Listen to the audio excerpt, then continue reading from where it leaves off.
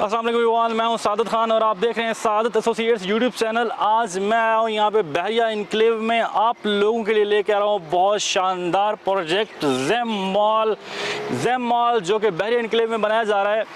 Guys आज मेरे साथ मौजूद हैं सलमान भाई से ज़ेम मॉल के बारे में थोड़ी बेसिक इन्फॉर्मेशन लेंगे और आप लोगों के साथ शेयर करेंगे इंशाल्लाह। ज़ेम मॉल की जो प्रॉपर वीडियो ओवरव्यू और इसकी इन्फॉर्मेशन है ईच एंड एवरीथिंग आप लोगों के साथ शेयर करेंगे इंशाल्लाह नई आने वाली वीडियोज़ के अंदर। और आज आपको बेसिक इसका जो है ना हम इंट्रो करवा देते हैं कि बेसिकली ये ज़ेम मॉल क्या है और यहाँ कहाँ पे बनाया जा रहा है।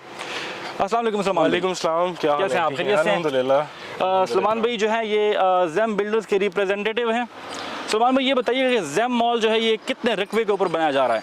ये सादत भाई तकरीबन 38 कनाल्स का प्रोजेक्ट है माशाल्लाह, जिसके अंदर 24 कनाल के ऊपर इसकी कंस्ट्रक्ट हुआ है, माशाल्लाह बिल्डिंग बनी हुई है। 24 कनाल के ऊपर इसकी बिल्डिंग बनी हुई 24 है। कनाल के ऊपर बिल्डिंग बनी हुई है और Okay. 38 कनाल्स का पूरा प्रोजेक्ट है। डन। तो ये पहले बहरिया टाउन के अपनी मैनेजमेंट के पास था Okay. और अब ज़ेम बिल्डर ने इसको एक्वायर कर लिया हुआ है। ज़ेम बिल्डर ने इसको कर लिया हुआ है और अभी ये है कि इसके फ्लोर्स कितने हैं?